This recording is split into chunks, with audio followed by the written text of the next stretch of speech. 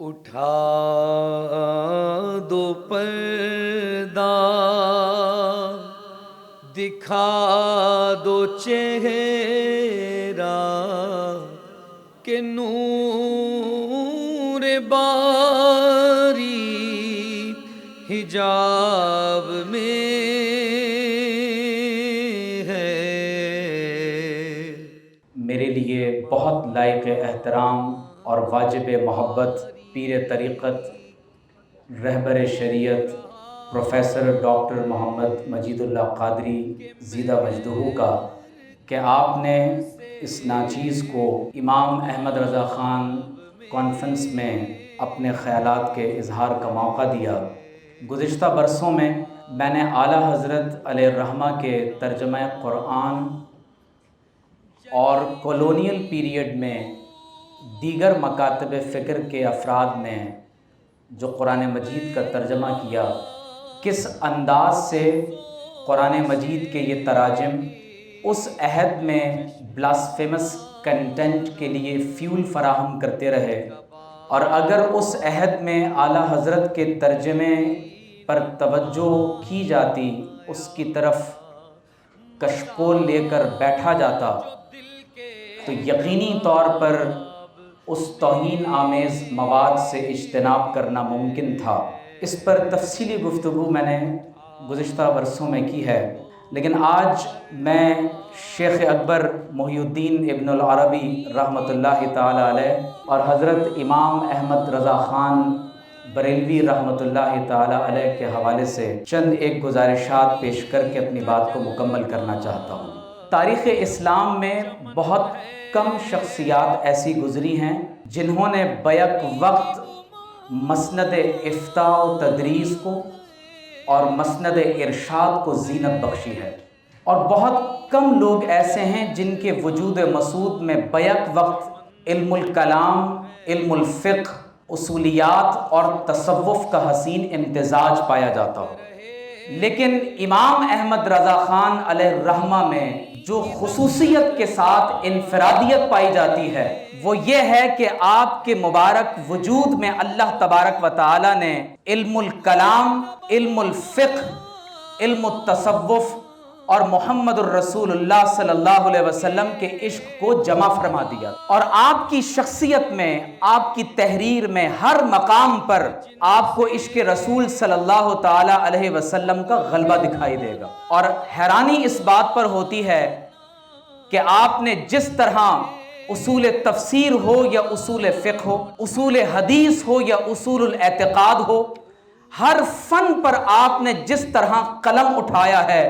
معلوم یہ ہوتا ہے کہ یہ تمام علوم نقلیہ بالخصوص اعلیٰ حضرت علیہ الرحمہ کے ہاتھ پر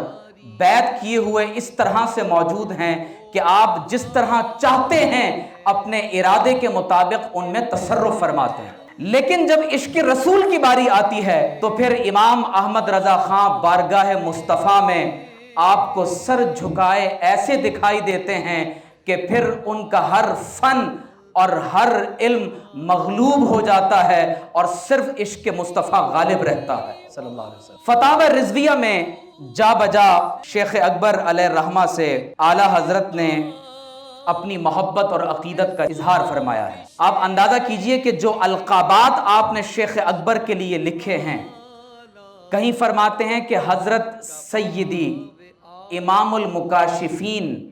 محی الملت والدین شیخ اکبر ابن عربی رضی اللہ تعالیٰ عنہ، کسی مقام پر فرماتے ہیں حضرت خاتم الاولیاء،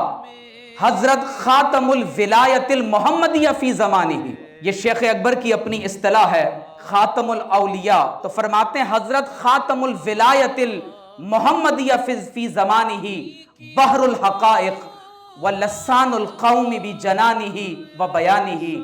سیدی شیخ اکبر محی الدین ابن عربی نفعنا اللہ فی الدارین بفیضانہ بحر الحقائق الممدوح رضی اللہ تعالی عنہ، حضرت لسان القوم رضی اللہ تعالی عنہ، حضرت عین المکاشفہ رضی اللہ تعالی عنہ، امام الطریقتی بحر الحقیقتی سیدنا شیخ اکبر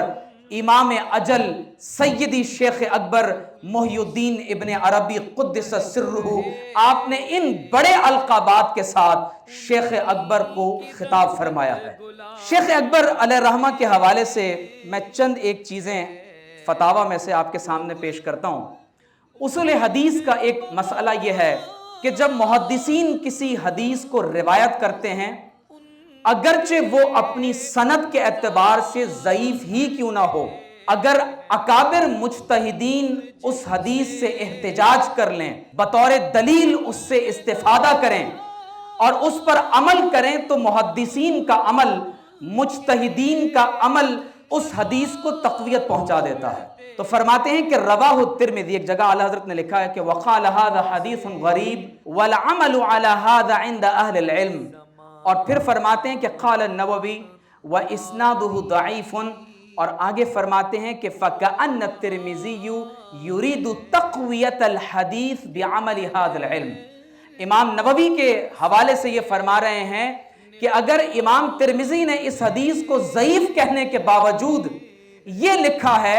کہ اس پر اہل حدیث علماء نے، جو علماء حدیث ہیں، انہوں نے اس حدیث پر عمل کیا، تو اس کا مطلب یہ ہے کہ ان کے عمل کرنے کی وجہ سے وہ حدیث کو تقویت پہنچانا چاہتے ہیں۔ وہ بتا رہے ہیں کہ یہ مقام ذوق سے نکل کر اب اس قدر بلند درجے میں آ گئی کہ اس پر محدثین اور مجتہدین نے عمل کیا ہے۔ اب اعلیٰ حضرت اس پر آگے جا کر ایک استشہاد خصوصی طور پر شیخ اکبر کی ایک کرامت سے آپ یہاں پر بیان کرتے ہیں۔ فرماتے ہیں کہ فتوحات مکیہ میں شیخ اکبر نے یہ حدیث نقل کی کہ حضور علیہ الصلوۃ والسلام نے فرمایا کہ من قال لا الہ الا اللہ 70,000 غفر اللہ تعالی لہ، جس شخص نے 70,000 مرتبہ لا الہ الا اللہ پڑھا، اللہ تبارک و تعالی اس کی مغفرت فرما دے گا۔ تو اعلیٰ حضرت اپنے فتاوی کی جلد پنجم میں فرماتے ہیں کہ شیخ اکبر نے لکھا ہے کہ میں ایک مرتبہ اپنے بعض احباب کے ساتھ ایک دسترخوان پر موجود تھا، اور اس دسترخوان پر ایک نوجوان وہ کھانا کھاتے ہوئے اچانک رونے لگا، تو میں نے اس کے رونے کا سبب پوچھا۔ اس نوجوان نے کہا کہ میری ماں کا وصال ہو گیا اور میں نے اپنی ماں کو ابھی کشف میں عذاب میں مبتلا دیکھا ہے۔ تو آپ فرماتے ہیں کہ میں نے دسترخوان پر بیٹھے بیٹھے اپنے دل ہی دل میں وہ 70,000 مرتبہ جو کلمہ طیبہ پڑھا تھا، میں نے اس کا ثواب اس نوجوان کی ماں کو بخش دیا۔ فرماتے ہیں کہ جیسے ہی میں نے وہ ثواب بخشا تو وہ نوجوان ہنسنے لگا، تو فرمایا میں نے اس کی وجہ پوچھی، کہا کہ اللہ تعالیٰ نے میری ماں کی بخشش فرما دی ہے۔ تو فرماتے ہیں کہ میں نے اس حدیث کی صحت کو عملاً اس نوجوان کے کشف سے جانا، اور میں نے اس نوجوان کے کشف کو اس حدیث کے صحت سے پہچان لیا۔ اور پھر آپ فرماتے ہیں کہ امام سیوطی تعقبات میں امام بیہقی سے یہ بات نقل کرتے ہیں کہ جس طرح علماء اور مجتہدین کا عمل کسی حدیث کے ضعف کو ختم کر کے اس کو تقویت کے ساتھ بلند مقام پر لے جاتا ہے، اسی طرح صالحین کا عمل اور صالحین کا کسی روایت کو بیان کر دینا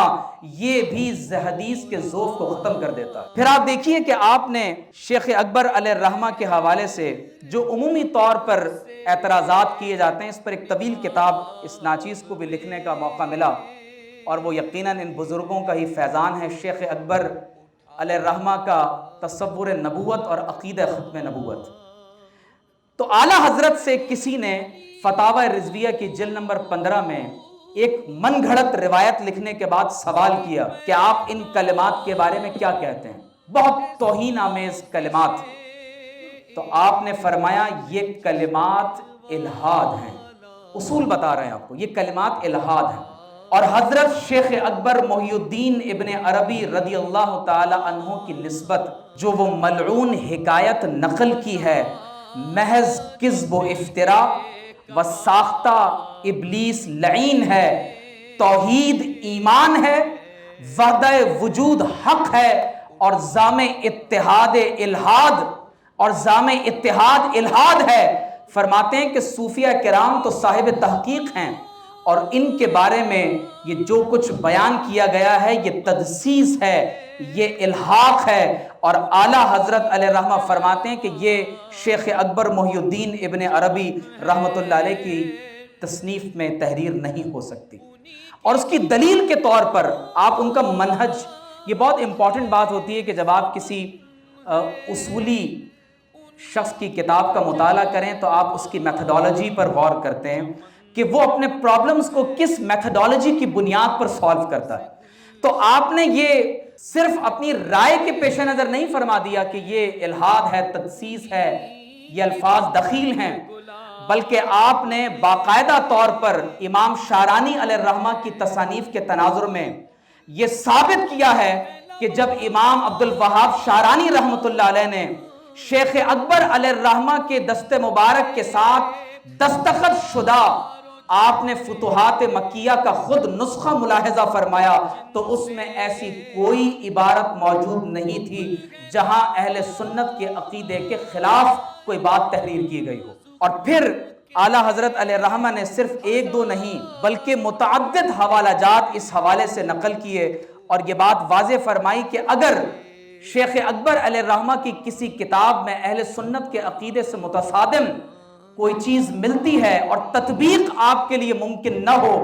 تو آپ یہ بات ذہن میں رکھیں کہ وہ الحاق ہے، وہ دخیل ہے، وہ تدسیس ہے۔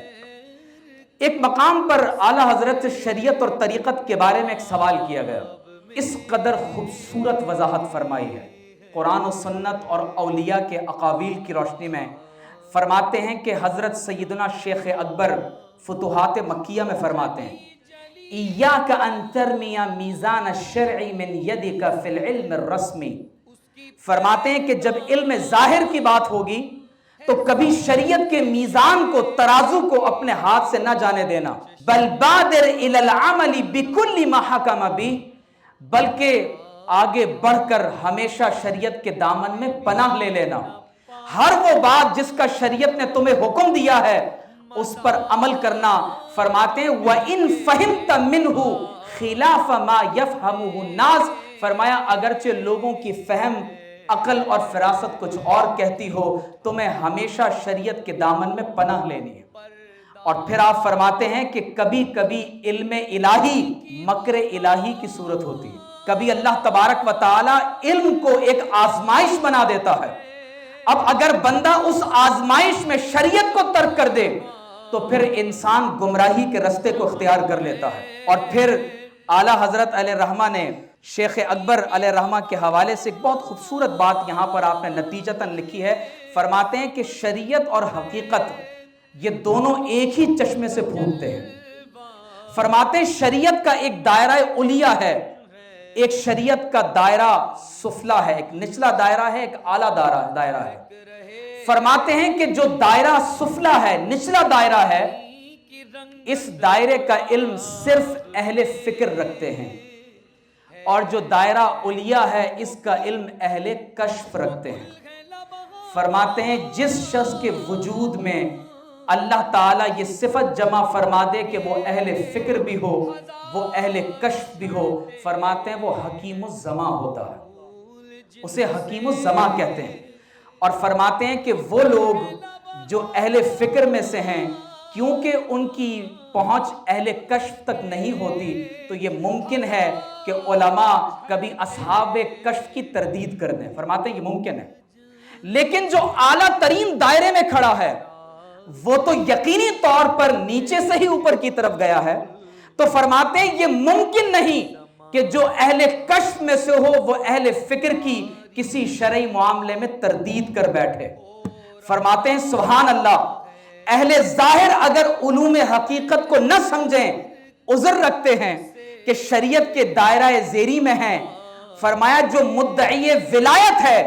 جو علم ظاہر سے مدعی ولایت ہو کر منکر ہوگا، فرمایا وہ قطعاً جھوٹا اور کذاب ہے۔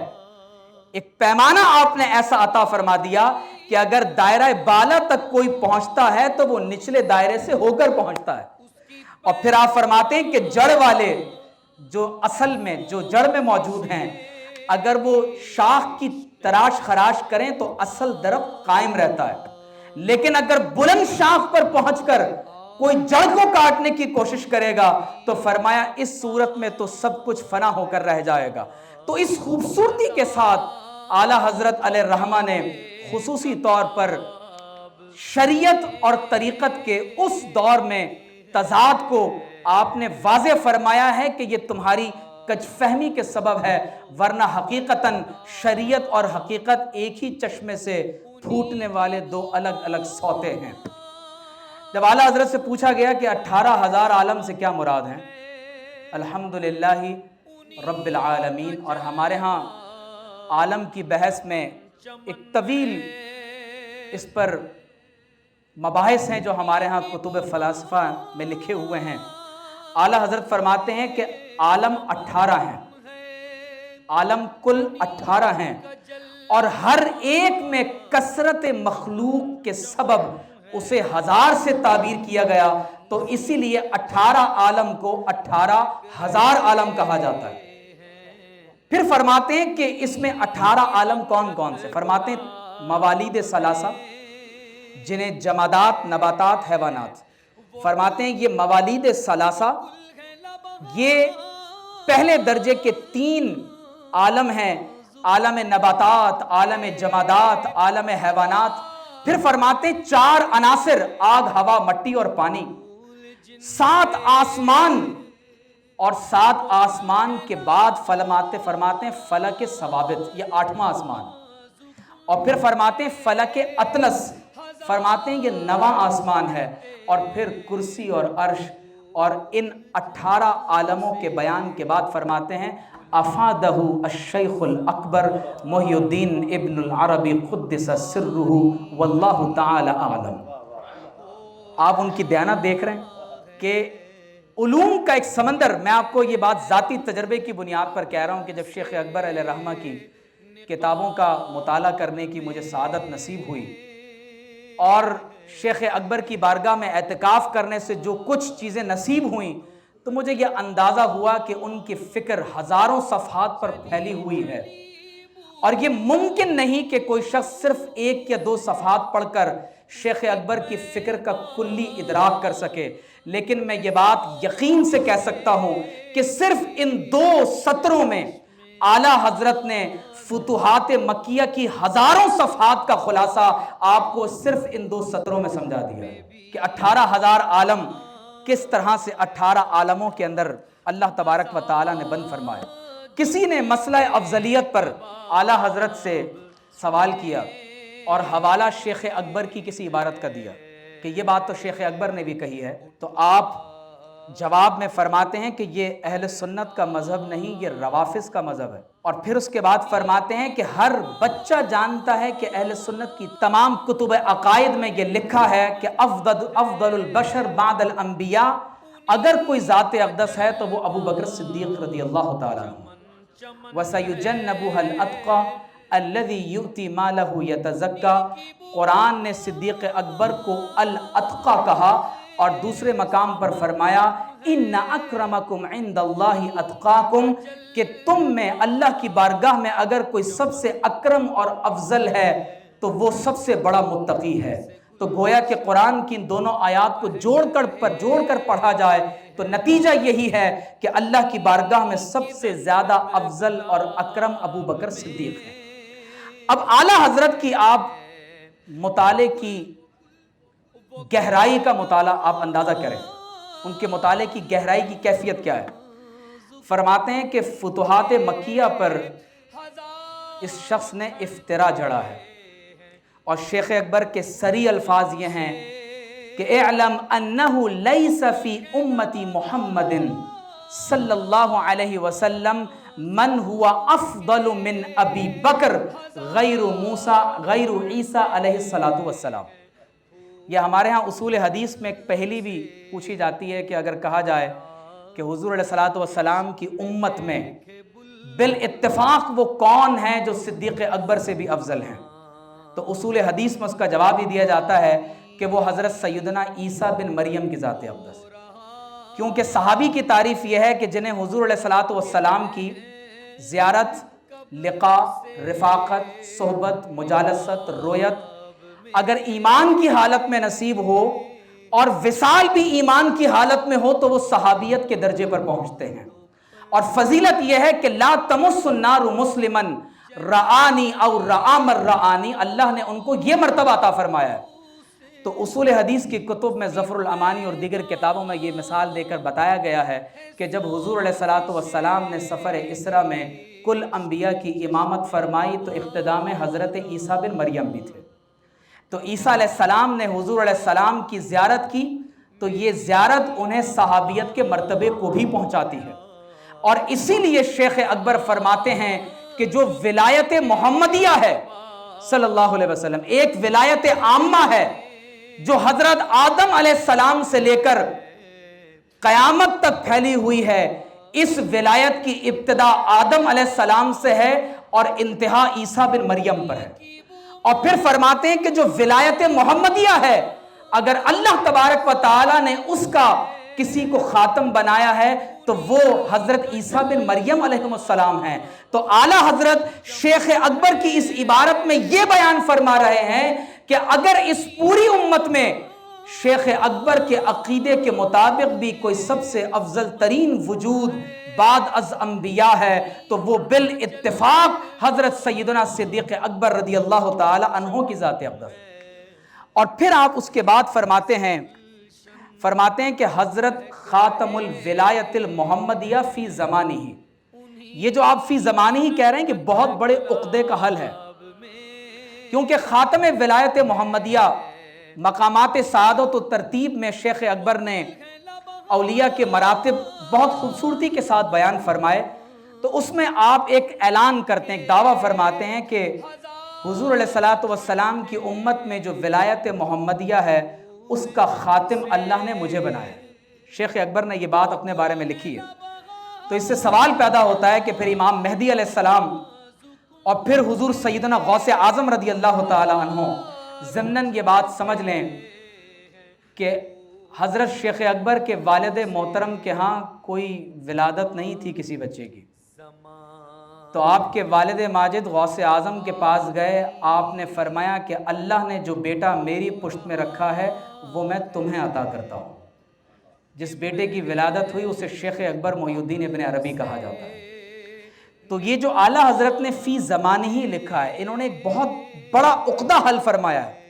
کہ شیخ کا مختلف مقامات پر یہ دعویٰ کرنا کہ خاتم ولایت محمدیہ میں خود ہوں، تو دراصل وہ اپنے زمانے کے اعتبار سے ہیں۔ ایسا نہیں ہے کہ وہ قیامت تک آنے والے تمام تر اولیاء میں خاتم الاولیاء ہیں، بلکہ شیخ اکبر کا یہ دعویٰ اپنے زمانے کے اعتبار سے ہے، کیونکہ امام مہدی علیہ السلام اور اللہ تبارک و تعالیٰ کے وہ تمام دیگر اولیاء جو بعد کے اوقات میں بھی آئے ہیں، تو یقینی طور پر یہ دعویٰ ان کے بارے میں سچ ثابت نہیں کیا جا سکتا۔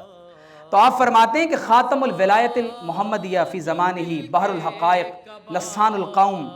بجنانہ و بیانہ سید شیخ اکبر محی الدین ابن عربی نفعنا اللہ تعالی فی دارین بفیضانہ فتوحات مکیہ شریفہ میں فرماتے ہیں کہ اگر حضور علیہ الصلوۃ والسلام کسی مقام پر تشریف فرما نہ ہو وحضرہ ابو بکر لقام فی ذلک المقام،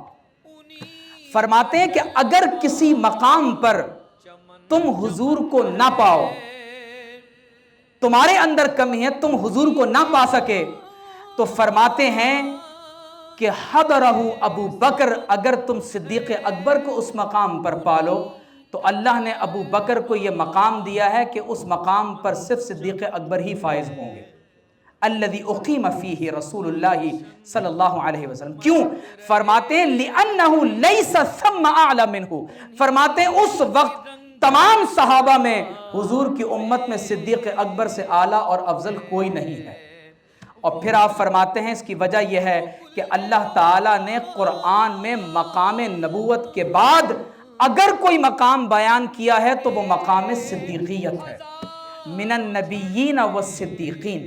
تو لہٰذا جو سوال بالخصوص شیخ اکبر کے حوالے سے کیا گیا، اعلیٰ حضرت علیہ الرحمہ نے اس کا بھی ایک مکمل جواب عنایت فرمایا۔ جب روح اور حقیقت روح اور جسم کے حوالے سے آپ سے سوال کیا گیا تو اعلیٰ حضرت علیہ الرحمہ نے شیخ اکبر کی عبارت سے ہی اس مسئلے کو حل کیا۔ فرماتے ہیں امام الطریقتی बहरुल हकीकती सैयदना शेख अकबर मोहिउद्दीन इब्न अरबी फुतुहात मक्किया शरीफ में फरमाते हैं कि लैसा फिल उलूम असअब तसव्वुर मिन हाज़िहिल मसला, फरमाते हैं कि कुल उलूम में रूह और जिस्म के ताल्लुक़ के बारे में इससे ज़्यादा मुश्किल तरीन और कोई मसला नहीं है। फरमाते हैं कि ये अरवाह अपनी असल के एतबार से पाकीज़ा और ताहिर हैं, और अल्लाह ताला ने जिस फितरत पर इंसानी जिस्म को पैदा किया है, फरमाते हैं कि ये जिस्म भी दर हकीकत अल्लाह तबारक व ताला की तस्बीह और तहमीद और तौहीद के अंदर गुम है, उसी को बयान करता है। तो आप फरमाते हैं कि जब इंसान रूह और मिलाप के साथ वजूद में आता है तो इसी वजूद को इंसान कहते हैं। बताने का मकसद यह है कि आला हज़रत अलैहिर्रहमा ने शेख अकबर मोहिउद्दीन इब्नुल अरबी रहमतुल्लाह अलैह की कुतुब से भरपूर तौर पर अपने फतावा में इस्तिफ़ादा किया है, और मैं अपनी बात को यहाँ मुकम्मल कर रहा हूँ कि आला हज़रत अलैहिर्रहमा की ज़ात अक़दस उन अज़ीमुल मर्तबत औलिया और बुज़ुर्गों में से है कि जिनके वजूद में अल्लाह तबारक व तआला ने इमाम राज़ी की हिकमत को, जुनैद बायज़ीद के फ़क्र को, हज़रत हसन बिन साबित और जामी के सोज़ो गुदास को, और हज़रत इमाम आज़म अबू हनीफ़ा की फ़क़ाहत को, और बड़े बड़े फ़लासफ़ा की हिकमतों को एक ही वजूद में जमा फरमा दिया था। हमारे लिए ये फ़ख्र की बात है, सादत की बात है कि हम उस अहद में मौजूद हैं जहाँ हज़ारों सफ़हात पर बिखरे हुए आला हज़रत के रशात कलम से इस्तिफ़ादा करने की सूरत में आज हम कैफियत में मौजूद हैं। ज़रूरत इस अमर की है कि जहाँ आला हज़रत ने इल्मुल फ़िक़्ह को, इल्मुल कलाम को, तसव्वुफ़ को और इश्क़ रसूल को अपनी ज़ात में जमा किया है, और हमेशा इल्म के साथ फ़क्र को जमा फरमाया है, हम भी कोशिश करें कि इन औलिया कामिलीन के दरबार पर हम भी कशकोल लेकर बैठें, ताकि अल्लाह तबारक व तआला हमारे दामन को भी इन उलूम आलिया और आलिया से माला माल फरमाए। मैं एक मरतबा फिर बहुत शुक्रगुज़ार हूँ प्रोफेसर डॉक्टर मजीदुल्लाह क़ादरी, मेरे लिए बहुत लायक एहतराम, और आपकी जुमला इंतज़ामिया का कि उन्होंने मुझे यहाँ ख़यालात के इज़हार का मौका दिया। उठा दो पर्दा, दिखा दो चेहरा,